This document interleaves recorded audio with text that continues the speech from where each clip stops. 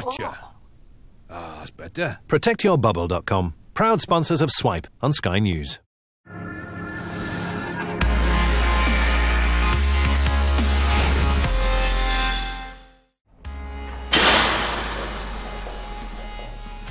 You're watching Swipe on the show this week.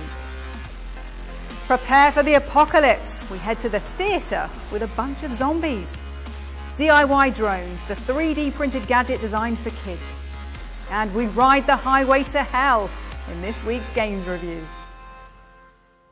Hello and welcome to Swipe, this week with zombies, because we're on the set of an immersive theatre experience. Going to see a show isn't just about relaxing into your seat. This one is interactive.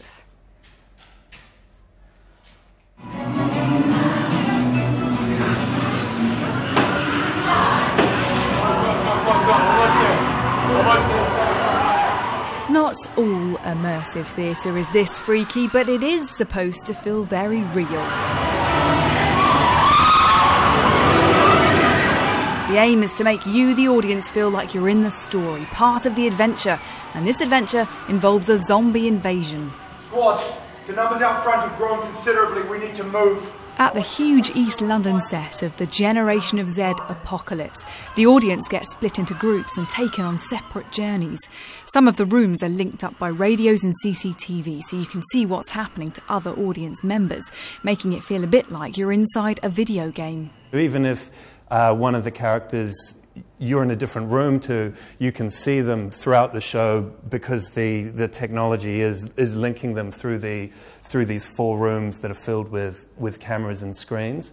I think while the show has lots of frights and it's terrifying, at the same time it's not a scare ride, and we do want the audience to be invested in the characters and really care about them if something awful happens to them. People died here. Although blurring the lines between actors and the audience can have its drawbacks for the cast. I've been attacked by audience members who felt they had to defend themselves. We've had a woman lose control of her bladder. We've had a teenage boy get overwhelmed and vomit on the floor because the scene was too gratuitous for him. This is probably a good time to bring in something less terrifying. Those going to see Shelter Me, another interactive performance in London, described as a digital circus experience, are asked to keep their phones on so they can receive text messages and calls as part of the show. But there's some debate over whether the term immersive theatre is becoming overused and that some of the technology can be a distraction. Really, you're getting away from what is theatre, which is something that is live. That's what's unique about it. And if you are just over-reliant on video screens or projections or whizzy tech or using your phone or Skype or whatever, then sometimes that can seem like it's just there to be a bit clever rather than to actually really add anything to the theatrical experience. You will fall asleep. Fiction, which is based around a collective dream, puts its audience in pitch black for an hour with headphones that play 3D sounds, which make it feel like the sounds are in the room with you, although not every theatre-goer takes fully to such experiences. There's been a few shows when the lights come up at the end and there are audience members who have curled up in a fetal position. But on the whole, people do enjoy their experience. I think the audience appreciate that if they leave, then it will be a real pain for everyone else in the room. So you're trapped. That sounds terrible. It's great fun, and everyone enjoys it. So we're still on the set of Generation of Z, and you can hear there are some scenes going on right now, and we can go behind the scenes. This is the control room. I'll speak to producer Charlie McDermott. Charlie, talk us through the kind of tech trickery that's going on in here. Hi, so welcome to the control room. So what we've got going on here is 12 different cameras. We've got a mixture of pre-recorded footage and live recorded footage. So what we've got are the live rooms here that are going on. Now, one of the characters has had to go to the gate because her daughter's turned up. But in a moment, she trips a tripwire which explodes the gate, and we use pre-recorded camera trickery to show the illusion of hundreds of zombies pouring into the facility. Then live, we have live sound effects and live actors banging on the walls, so the audience genuinely... Oh, what was that? That was the explosion. So the gate has poured out. Now the zombies are pouring into the facility whilst the audience are freaking out, screaming. Loads of zombies the audience think are there, but they're actually not. They think they're there, but they're not. So on the screens, they can see them coming in. They hear the sounds and completely buy that there are hundreds of zombies in this compound. Does this sometimes feel like a social experiment? It really does. We have choices in the show that affect the narrative, and it would be amazing if I could tell you the percentage of people who genuinely believe that the zombie apocalypse could happen. We've surveyed about 5,000 people, and 70% of them believe that yes, this thing could really happen. It's phenomenal. You're watching Swipe. Still to come, we're off to the dungeon in our games review. But first, here's a bite-sized chunk of this week's tech news.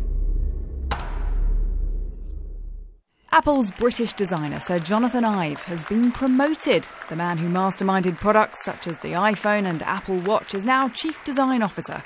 He was previously Senior Vice President of Design. He'll still be in overall control of how Apple's products look, but another Brit, Richard Howarth, has taken over as Head of Industrial Design.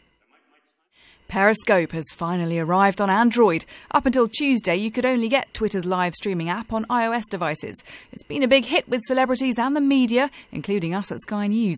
This footage was broadcast by our Asia correspondent Mark Stone following the earthquake in Nepal earlier this month. A company in the US has developed a drone designed to be put together by kids. The 3D printed Skybot can be modified by its young pilots and programmed to make it do what they want. Early models on Kickstarter cost around £40.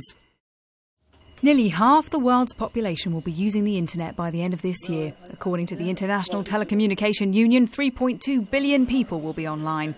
About 2 billion of those will be in the developing world. Now, the games in our review this week aren't quite as scary as this place, but one of them is based in hell, so don't relax just yet. Here's Cam with the details. So there are lots of fantastic games that you can play on your phone and on your tablet for free, and that's what I want to talk about in this week's games review. So the first one is Hellrider. So in this game you play as a guy, a skeleton actually, on a motorcycle in hell. And it's quite a simple game. You just touch to change direction, and you're almost slaloming your way through this map, trying to avoid obstacles, trying not to run into the lava. So it looks great, it sounds great, and it's a fantastic game if you're stuck on the tube or on the bus, and you're just trying to, you know, get to your destination, but also progress and beat your high score. So a great free game there on all platforms. Another free game I got my hands on and actually wound up spending a lot of time playing is a little game called Quest Keeper. And this game, you play this little blocky guy, so it's cubes this time, not triangles, and you swipe to change the direction that you're traversing through this dungeon. So again, it's one of these games where, you know, you die frequently and then you have to restart, but it's a bit of a slower pace, and it's got lots of role-playing game type of elements in it. So, you know, you collect little items and bits of clothing to increase your character's kind of skills and stuff as you go along. But it's just really nicely made. Again, the art style is really quite adorable, and it's a great game again to just trying to progress and beat that high score, and a wonderful time filler. Now, Hearthstone is a very different game from the previous two I've talked about. It's not one of these Flappy Bird type games where you die a lot. It's a card game. So the way it works is you'll play against another opponent, and you'll both have a deck of cards. And as you play cards, you get little creatures on the board, and the goal is to deplete the health of your opponent. Sounds simple. But actually, it's incredibly complicated because you can build your own decks to have different strategies. Maybe you want to attack really quickly, or maybe you want to be defensive, maybe you want to use lots of spells. But it makes for a really competitive experience. One downside is it is quite a time investment, and it is quite addictive. Hearthstone, Heroes of Warcraft. Well, that's it for this week. But don't forget, you can stay up to date with all the latest tech news on Sky News for iPad, our smartphone apps, at skynews.com, and our YouTube channel. I'll see you again next week. Bye-bye. Just need to find the way out.